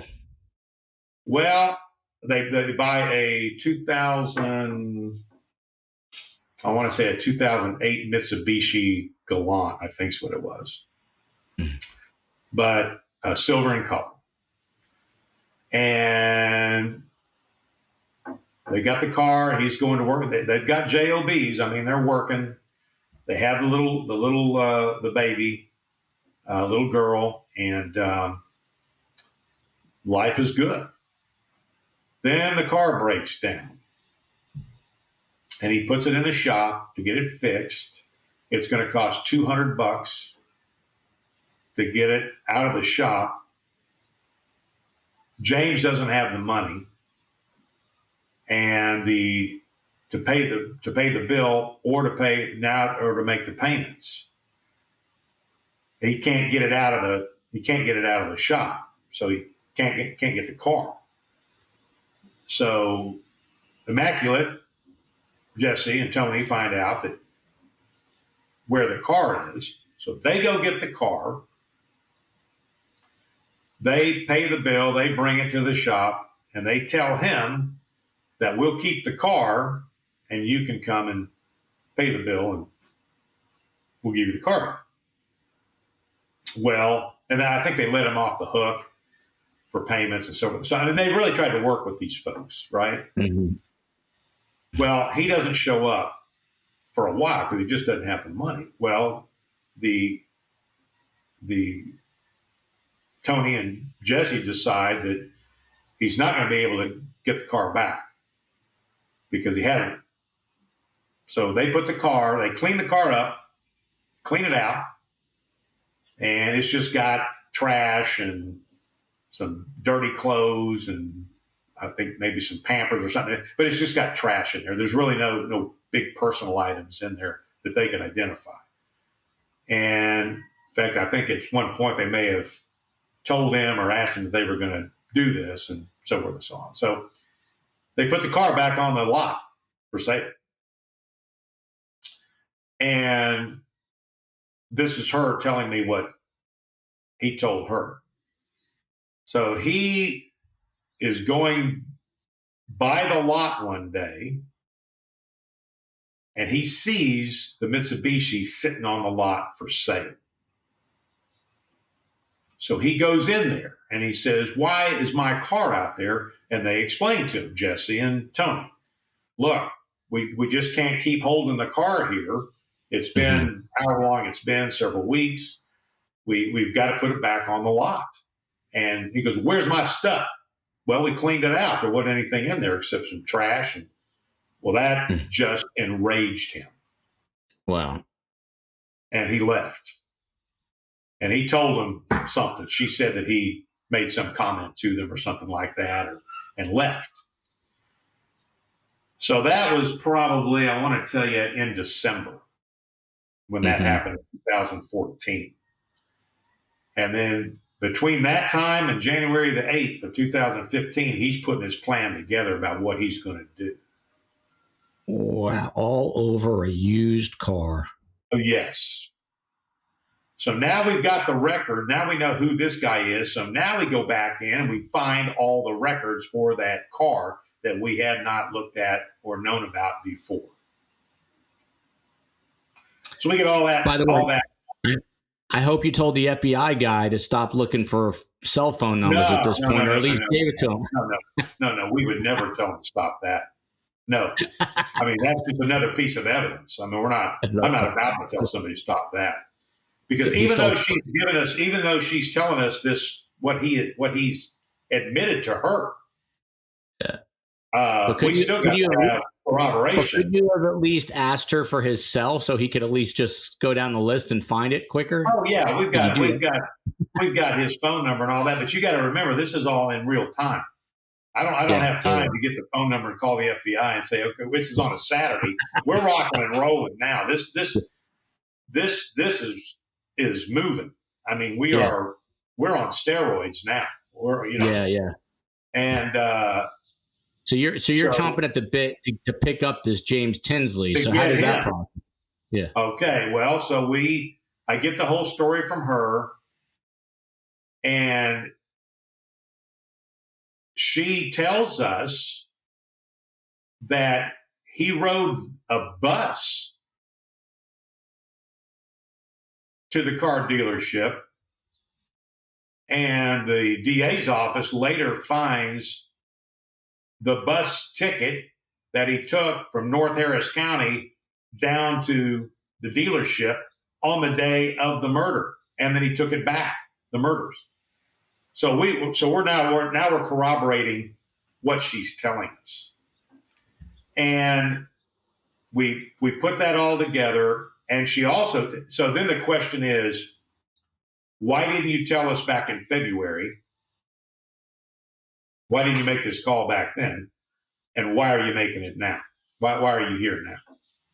Her Number answer? one, back in February, she was scared to death. Mm-hmm. because they had broken up. She's living with her grandmother. He had threatened to kill her if she ever got with another man. He's been posting stuff on her Facebook and Instagram, social media, when she's posted pictures of other guys that she's been seeing. He's been threatening them. He's been threatening her grandmother. And in the meantime, they've got this baby together. She's got the baby. He wants to see, and she wants to she's not letting him see the baby because of these threats that he's making.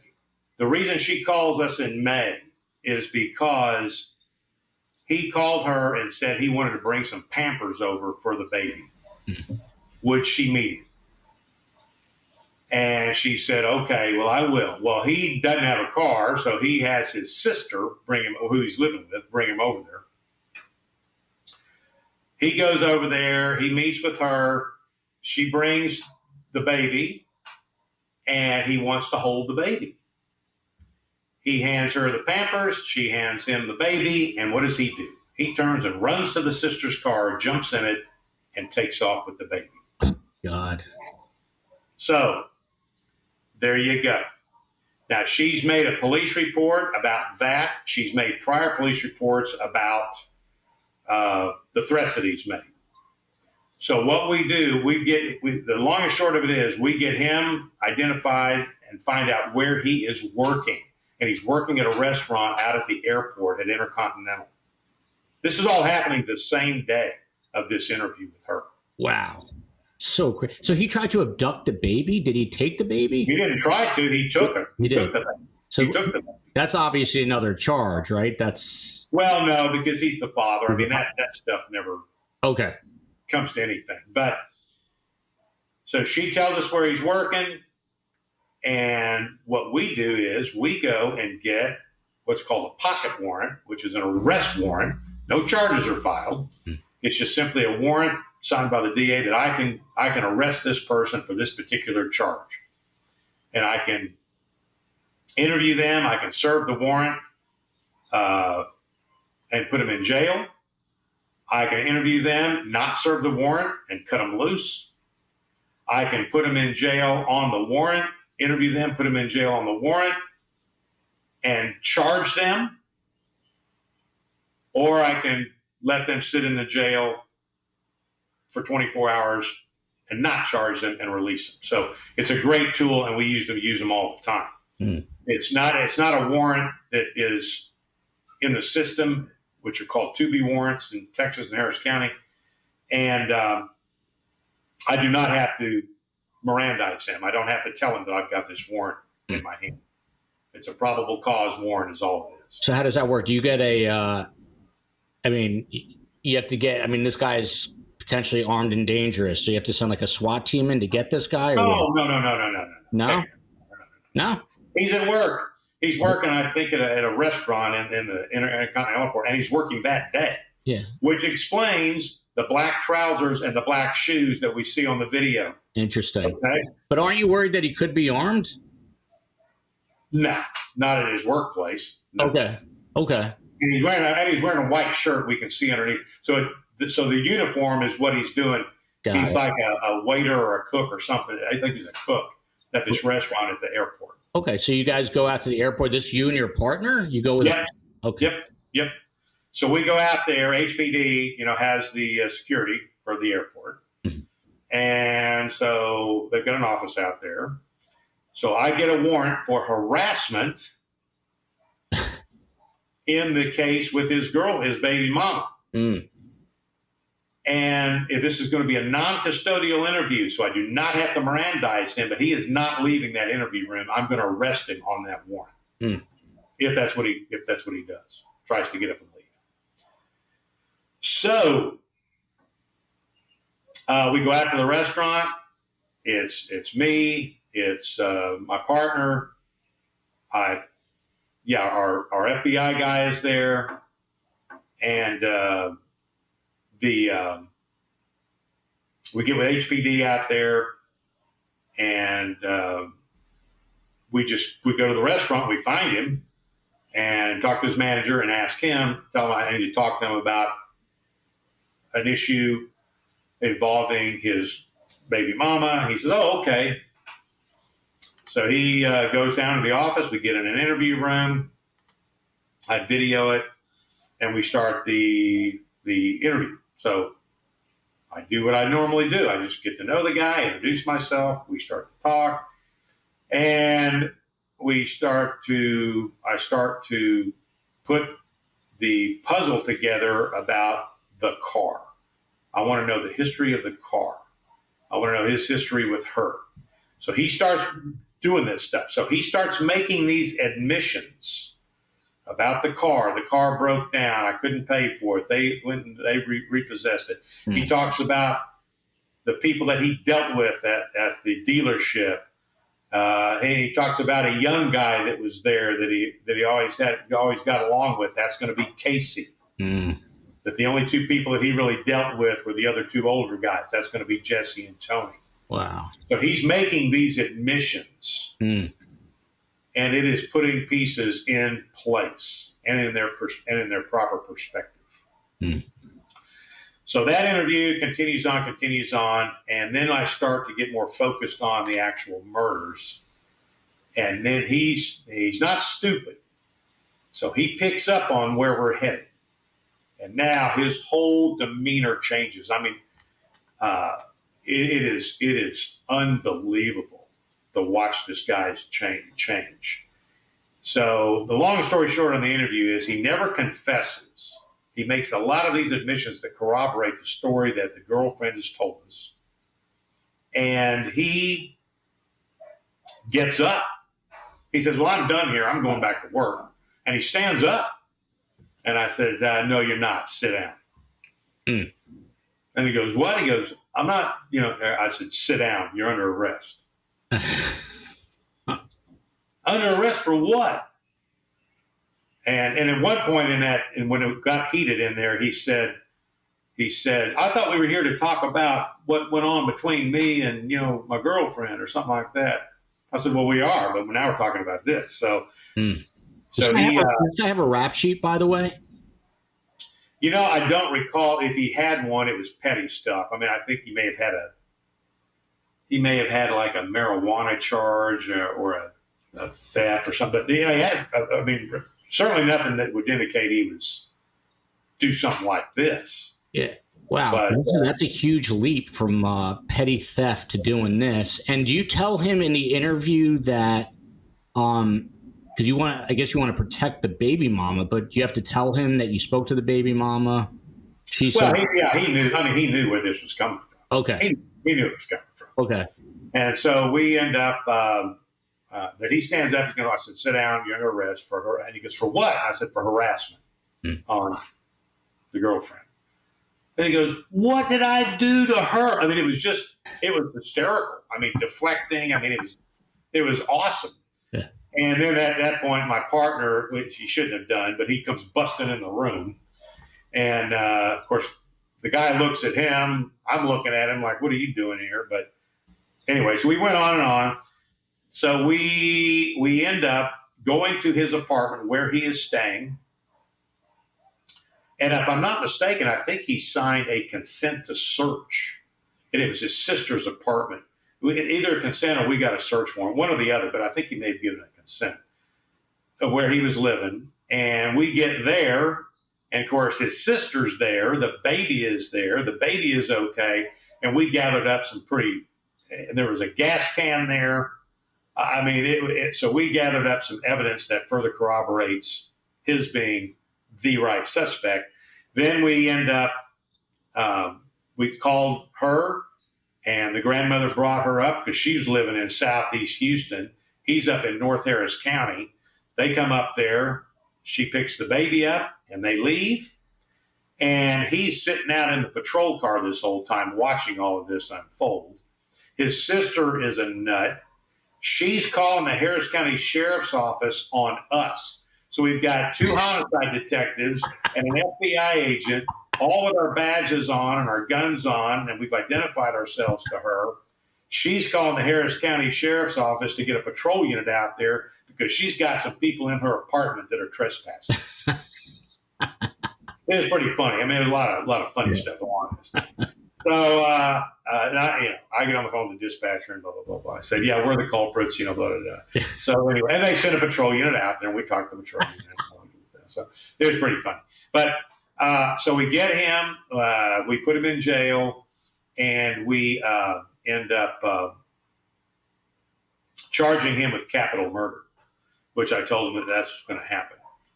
So that day, I made good on my promise, and I called Joey Contreras and told him that we had apprehended the evildoer that had murdered his brothers and his nephew. So it was pretty powerful stuff, is all I can tell you. And wow, full circle, and you lived up to the promise. Well, that and so at and then he was tried. It should have been a death penalty case. It was a death penalty case all day long.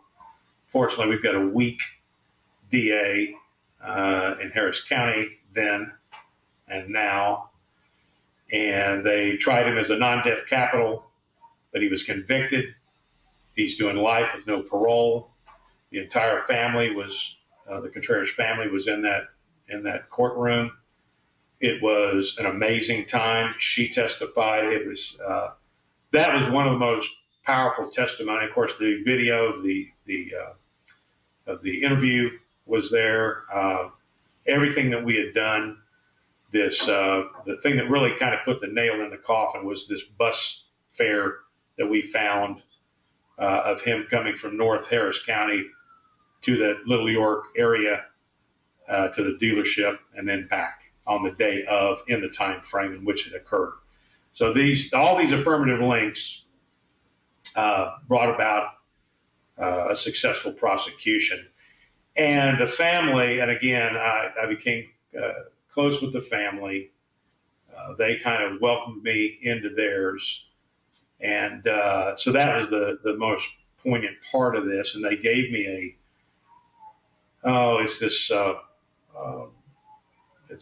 it's a clear plastic block, and they engraved on the block the images of Tony and Jesse and Casey,